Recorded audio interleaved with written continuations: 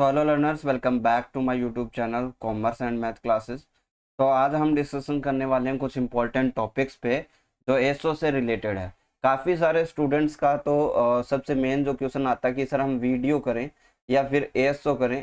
देखिए, दो चीज़ें सिमिलर आप एक साथ तो ले के नहीं चल सकते, बट आपको इसको थोड़ा बहुत कोशिश कर सकते हो कि हम इनमें थोड़ा सा बदलाव लाएं। जैसे अगर आप वीडियो के अंदर मैथ पढ़ रहे हो, ठीक है, कंप्यूटर पढ़े हो, राजस्थान जी के पढ़ रहे हो, ऑल ओवर थिंग्स आप पढ़ रहे हो, वो सारी एसओ के अंदर भी है।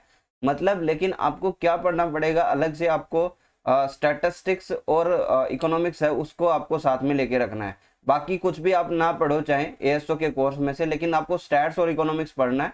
आप एक पर्टिकुलर नोट्स या फिर अपनी बुक जो भी है उसके अंदर से आप जो है पॉइंट आउट कीजिए कि ये चीज़ें हमें पढ़नी है, ये चीज़ें इंपॉर्टेंट है। बिकॉज हर चीज़ से तो क्वेश्चन बनना नहीं है, लेकिन आपको जो लगता है इंपॉर्टेंट है उसको आप नोट आउट करो।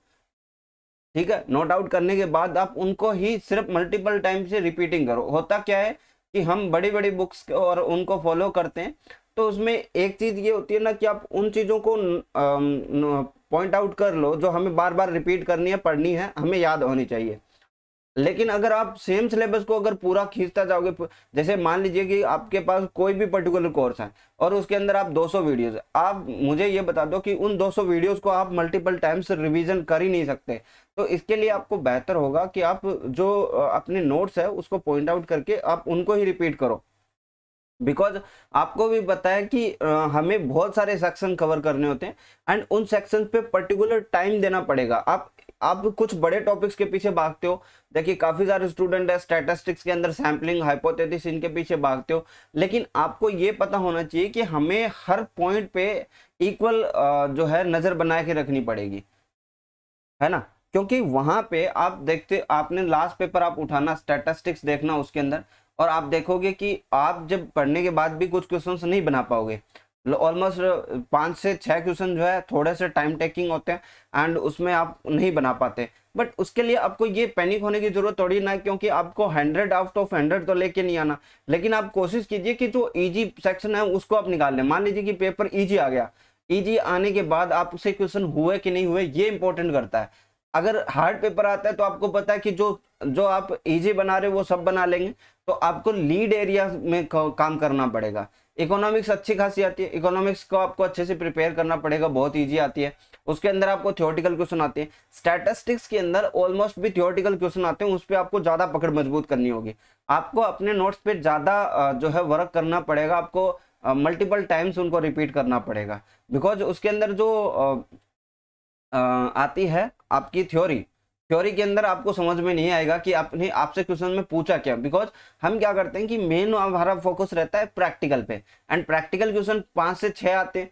और उसके बाद आप कुछ तो बना ही लेते हो। जैसे जिसको थ्योरी आती है वो प्रैक्टिकल बना सकता है, लेकिन जिसको प्रैक्टिकल आता है उसको थ्योरी में कन्वर्ट नहीं कर सकता, बहुत मुश्किल होता है। तो इसलिए आप थ्योरी के ऊपर ज्यादा वर्क कीजिए। और वीडियो और उसकी बात करें तो वीडियो की आप अच्छे से तैयारी कर सकते हो। 5,500 के आसपास आपकी पोस्ट है, और इसके साथ आपको सिर्फ स्टैटिस्टिक्स और इकोनॉमिक्स, जैसे आपके पास नोट्स है तो आप ये सोचिए कि आप डेली 1 घंटे इकोनॉमिक्स और 1 घंटे स्टैटिस्टिक्स को देंगे। आप 8-10 घंटे पढ़ते हैं तो आपके 2 घंटे इसके अंदर आप अज्यूम कर सकते हो, बाकी चीज़ों के लिए आप उसका टाइम छोड़ सकते हो। ठीक है, ये आपका वर्क होना चाहिए। एंड दूसरी चीज, जो प्योर आपके एसओ की तैयारी कर रहे हैं उनको कुछ टॉपिक्स पे विशेष ध्यान देना चाहिए। देखिए, हमारे पास जो इजी टॉपिक्स है, जो आपके स्टार्टिंग में है, कुछ टॉपिक्स आपके मुश्किल होते हैं, लेकिन इजी टॉपिक्स है उनके आपको नोट्स को लगभग मल्टीपल टाइम्स आपको क्या करना पड़ेगा, रिपीट करना पड़ेगा। बिकॉज क्योंकि इसके अंदर आपके थ्योरी के ज्यादा चांसेस रहते हैं। क्या आता है, थ्योरेटिकल पोर्शन जाता आता है और आपको समझ में नहीं आता फिर वहां पे क्या पूछा गया है। इसके लिए जैसे आपके स्टार्टिंग, आपके जो मेन जो प्रॉब्लम करता है वो सैम्पलिंग के कुछ क्वेश्चन देता है, वो हाइपोथेसिस के कुछ क्वेश्चन देता है, उसमें आपको दिक्कत आती है। लेकिन इसके अंदर आपको थ्योरेटिकल क्वेश्चन भी देता है, तो उसमें आपको पूरे पूरे मार्क्स लेके आने चाहिए। फिर रहता है कि आप स्टैटिस्टिक्स इसलिए मेजर रोल करती है क्योंकि वहां से अगर आपके क्वेश्चन सही हो रहे हैं ना, तो आप ऑल ओवर पेपर के ऊपर क्या है, अच्छा एक एवरेज स्कोर कर सकते हो। और एवरेज स्कोर का मतलब है वहां पे आपको भी पता है कि आपके 70 के अराउंड जो है हाईएस्ट, आप ये मान के चलिए कि 70 के अराउंड आउट की कट ऑफ बैठती है। तो 70 के अराउंड आपको करना है। एक ये चीज होती है कि नेगेटिव नेगेटिव मार्किंग बहुत महत्वपूर्ण होती है। जब आपकी 1/3 लग रही हो तो ये बहुत बड़ी हो जाती है। कैसे कैसे क्या कि हम वहां पे पेपर बैठते हैं और पेपर थोड़ा सा मुश्किल लगता है, तो हमें ये लगता है कि इतने क्वेश्चन से नीचे आपकी कट ऑफ नहीं बनेगी, तो फिर हम अटेम्प्ट करना शुरू करते हैं और लगभग जो अटेम्प्ट होते हैं वो गलत ही होते हैं। ठीक है, क्योंकि अगर मान लीजिए कि आप ऐसा ऐसा करते हैं कि आपके 20 ही क्वेश्चन सही हो रहे हैं, तब तो आप अगर सारे अटेम्प्ट करते हो कोई दिक्कत नहीं है। लेकिन आपको पता है कि आप क्रिटिकल कंडीशन में हो, आपके पास 60-65 क्वेश्चन अगर सही बैठ रहे हैं तो फिर आप बहुत ज्यादा क्रिटिकल कंडीशन में हो। वहां पे आप अगर नेगेटिव मार्किंग के जो 10 क्वेश्चन भी अटेम्प्ट करते हो तो वो आपको लेकर बैठ जाएंगे, है ना। तो इसके लिए आपको ध्यान में रखना है कि नेगेटिव मार्किंग को अवॉइड करना है, आपको जितना आ रहा है उतना कीजिए। अगर आपको ये लग रहा है कि स्टैटिस्टिक्स मुश्किल है तो आप उन चीजों पे वर्क कीजिए जो आसान है ना। मान लीजिए कि आपको सैम्पलिंग नहीं आ रही, ठीक है,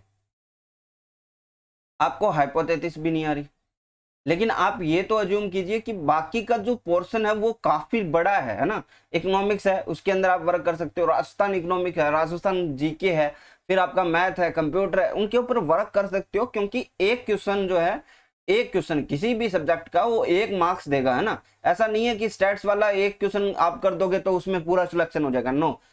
आपको हर पोर्शन पे आपको वर्क करना पड़ेगा, ये सबसे इंपॉर्टेंट चीज है। काफी जो स्टूडेंट है वो स्टैट्स पे लगे रहते हैं, फिर लास्ट में जाके आपको पता है कहाँ पे पिछड़ते हैं। और राजस्थान जी के अच्छा है, लेकिन आप ये मानिए कि इसमें राजस्थान जी के रिलेटेड टू करंट पूछता है ना, रिलेटेड टू करंट पूछता है। अगर आपको मान लीजिए कि सोलर सिस्टम के बारे में पूछ रहा है या सौर ऊर्जा के बारे में पूछ रहा है तो वो करंट से डेटा ले सकता है, तो इसलिए आपको ज्यादा वर्क करना पड़ेगा इसके ऊपर। ठीक है, अब जैसे ऑर्गेनाइजेशन है, ऑर्गेनाइजेशन कोई बड़ा टॉपिक ही नहीं है, बट आपको पता है कि वो जो है 1-2 क्वेश्चन देता है तो अभी 1-2 मार्क्स आते हैं ना, उसमें आपको एक एक अंक करके ही तो इकट्ठा करना पड़ेगा। आप एक साथ ऐसा सोचते हो कि स्टैट्स है उसमें 20 में से 15 आ जाएंगे, तो वो तो पेपर पे डिपेंड करेगा, लेकिन आप अपने पोर्शन को तैयार कीजिए। आपको जो मुश्किल लग रहा है ना उसके 2 अंक आते हैं तो छोड़ दीजिए ना, 2 अंक आपके लिए मायने थोड़ी ना रखता। जब 98 मार्क्स के लिए आप तैयारी करते हो, उस 2 के लिए आप बर्डन रखते हो, वो आपको सबसे जो है खराब करता है। ये पता है कि आप सबको 100 की तैयारी करनी होती है, लेकिन हमें ये भी तो देखना पड़ेगा ना कि हमारा जो जोन है वो क्या है। अब जैसे मान लीजिए किसी को सैम्पलिंग नहीं आ रही, वो 1 महीने से लगा बैठा है कि सैम्पलिंग सैम्पलिंग पे करे, तो आप ये कर सकते हो ना, जो सैम्पलिंग की थ्योरी उसको पढ़ लो, है ना। उसमें से कोई क्वेश्चन आएगा तो आप नहीं छोड़ोगे, और थोड़ा मुश्किल क्वेश्चन आ गया तो आपको रिस्क नहीं लेना, बस इतनी तो बात है। अगर मान लीजिए कोई स्टूडेंट अगर सैम्पलिंग को अच्छे से पढ़ के जाता है और मान लीजिए कि वहां पे इतना मुश्किल क्वेश्चन आता है कि वो आप नहीं कर सकते, तो उसके लिए वो ईगो बन जाता है कि हमें ये क्वेश्चन करना चाहिए, हमने इतना दिन मेहनत की है।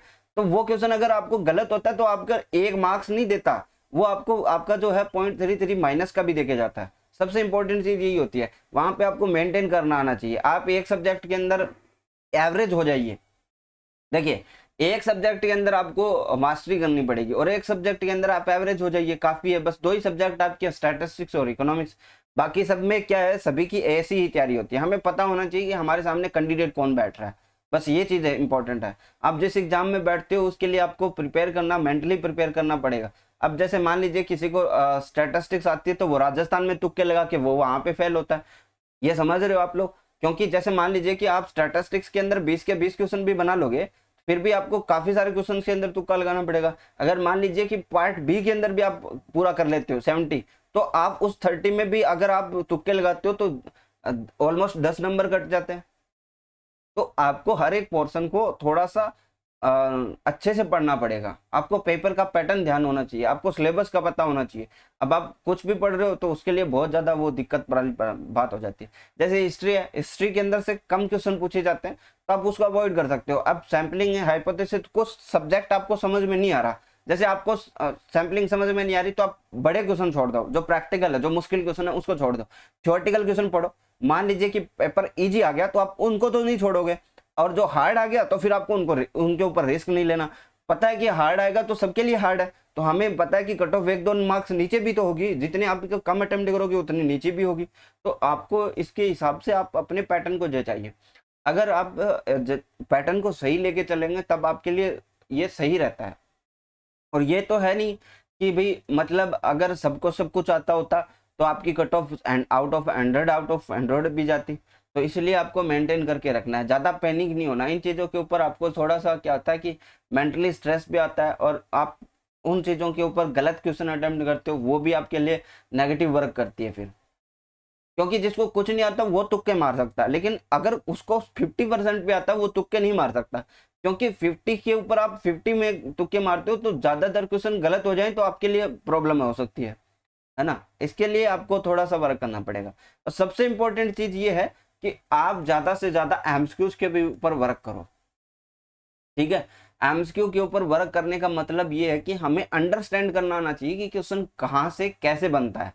जैसे हम ज़्यादातर हमें थ्योरेटिकल बताते हैं, थ्योरेटिकल चीज़ें हमारे सामने आती है। और देखिए इजी के ऊपर मत जाइए, इजी नहीं आता, इजी कुछ भी नहीं होता। अब यहाँ पे स्टैटिस्टिक्स के अंदर इजी नहीं आता, आपको पढ़ना ही पड़ेगा इसके लिए, ठीक है। अगर वही क्वेश्चन आपको इजी इजी बताते जाएं तो फिर वो उनके ऊपर वो पेपर में देखने पे पेपर डिफरेंट हो जाता है। इसके लिए अगर आपको कुछ हार्ड क्वेश्चन मिलते हैं तो उनको भी आप कोशिश कीजिए कि थ्योरेटिकल हो या प्रैक्टिकल हो, उनको करने की कोशिश कीजिए। क्योंकि अगर आप इजी इजी पढ़ के जाते हो तो पेपर अपने आप ही हार्ड हो जाता है, क्योंकि आपका माइंड सेट है easy paper easy question solve करने का। अगर हार्ड क्वेश्चन आप देखोगे नहीं, पढ़ोगे नहीं, उसको समझोगे नहीं, तो फिर वो आपके लिए पेपर क्या होगा, हार्ड हो जाएगा, है ना। अगर किसी स्टूडेंट ने अच्छे से क्वेश्चन अटेम्प्ट लगाए हैं, अच्छे क्वेश्चन किए हैं जो हार्ड है, तो वो उनके लिए इजी हो जाता है, बिकॉज उन्होंने उस लेवल के क्वेश्चन कर रखे हैं, ठीक है। आप बुक कोई भी फॉलो कर सकते हो, इसके लिए आपको कोई वो जरूरी नहीं है कि आप उसी बुक को फॉलो करो। लेकिन ये है कि आप मैंने बुक्स की वीडियो पहले भी डाल रखी, वो एक मूल बुक है, आप समझ रहे हो कि उनसे ही निकाल कर कुछ बुकें बनाई जाती है। तो वो एक सोर्स है, सोर्स से माध्यम से आपकी कॉम्पिटिटिव की बुक्स बन जाती है, उनका अलग से कुछ छपता नहीं है ना। तो ये तय उसमें थोड़ा डिटेल्स में रहता है, उसमें थोड़ा सा काट छांट करके आपको नोट्स वगैरह हो जाता है, ठीक है। नोट्स मैं जल्दी आपको अपलोड कर दूंगा, जो हिंदी के स्टूडेंट है, इंग्लिश वालों के लिए वैसे भी बहुत सारा कंटेंट अपलोड किया जा चुका है पहले ही। आप आप ये देखिए, आप जो भी चीज़ पढ़ रहे हैं उसको रिवीजन जरूर दीजिए, रिवीजन इज मस्ट, है ना।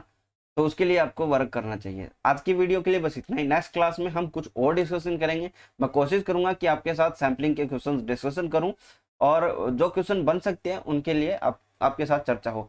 आज के लिए बस इतना ही, थैंक यू।